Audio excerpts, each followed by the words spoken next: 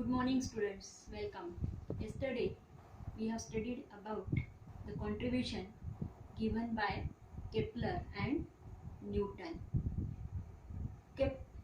By the end of 16th century, lot of data were available regarding the positions of the planet etc.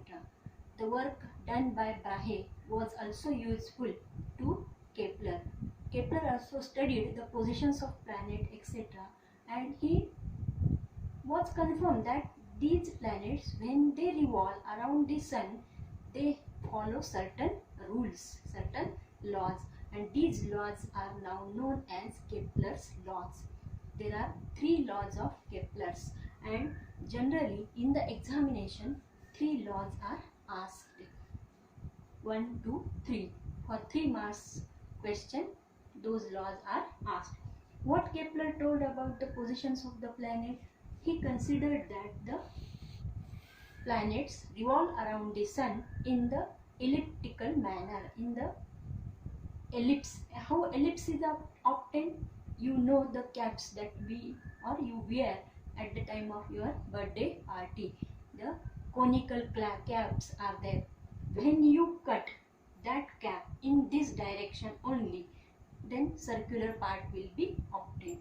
But when you cut this cap in this direction or somewhat tilted direction, then whatever shape you obtain, that is called the ellipse. Suppose carrot you cut straight, carrot is also having that shape, but that will circular part will be obtained. But when you cut the carrot in inclined position, then whatever shape obtained, that is called the ellipse.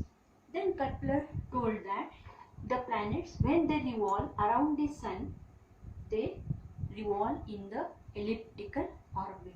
Now last year we have studied the curves or the curved mirrors etc. Then those mirrors, that is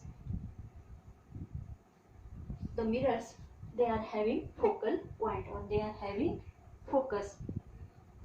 Convex mirror and concave mirror. This part, this suppose B to C you consider, this is the concave part. Then A to suppose C in this way also, that is also a concave part. When there is a concave that is having focus, there are 2 foci to the this shape or this ellipse, F1 and F2. These are the 2 foci. Then Kepler told that the sum of the distances to the 2 focal points from every point on the curve is constant. Means every point on the curve, suppose there are A, B, C, these are the 3 points on the curve. The distance of A to F1 and A to F2, A F1, A F2, then B F1, B F2, C F1 and C F2. Addition of all these is same, that is AF1 plus AF2 is equal to BF1 plus BF2, and that is equal to CF1 and CF2. Why I am telling you that we have to consider these concepts when we are studying the Kepler's laws. Now I have just now told you sun is here suppose, and the planets are revolving around the sun. In which type of orbit? In the elliptical orbit. Now suppose this is A. At the point of A, planet is there. The position of the planet is here.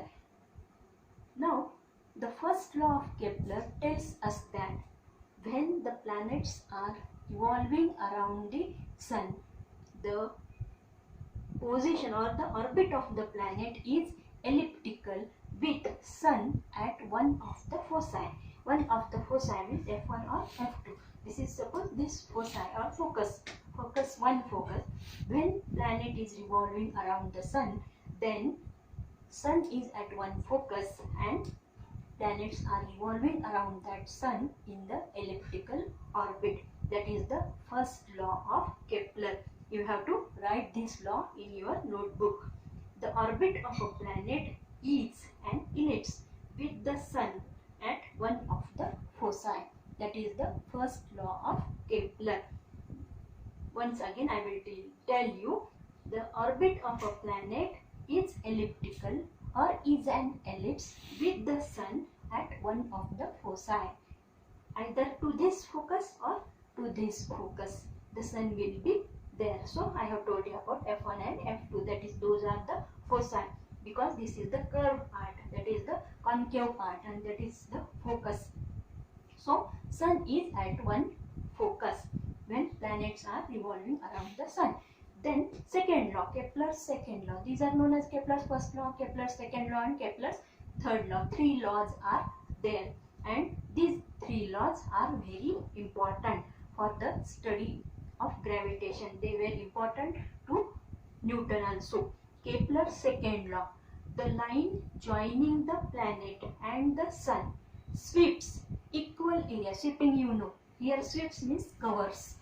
The line joining the planet and the sun sweeps equal area in equal intervals of time.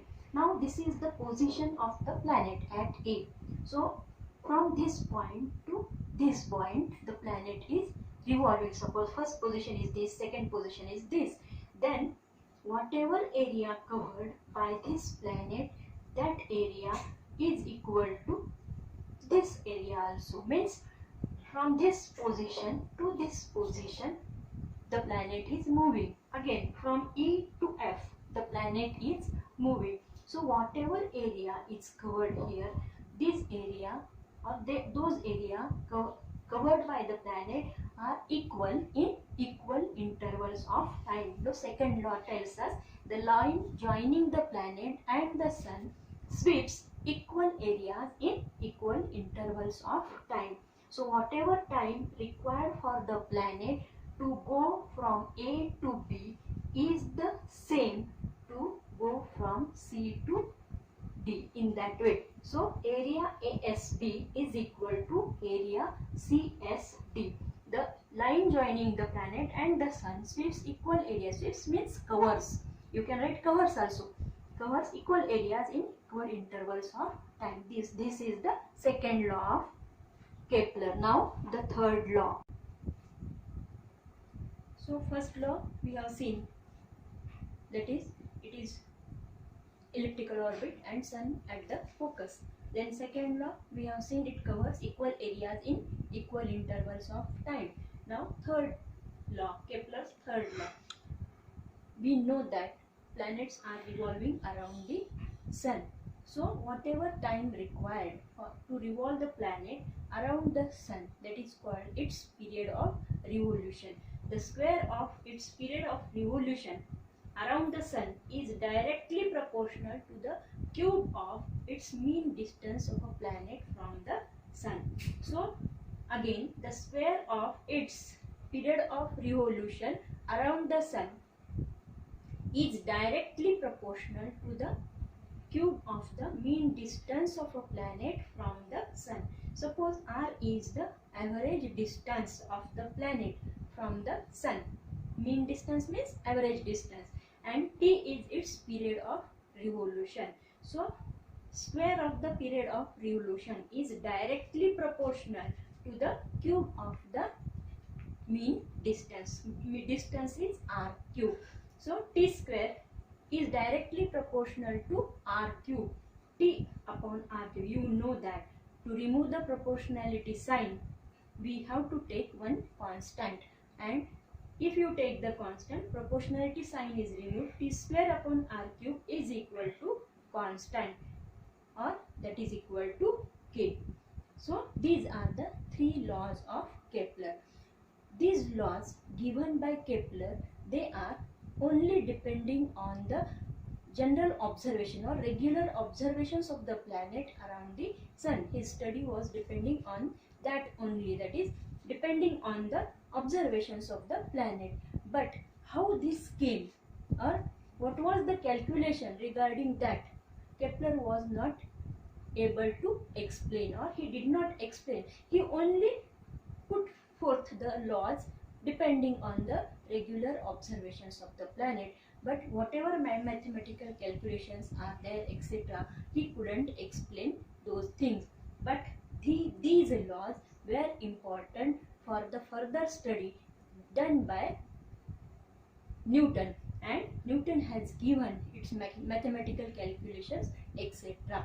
So these 3 laws you have to study well, because they are asked for the examination for 3 marks. Tomorrow we'll study Newton's gravitation.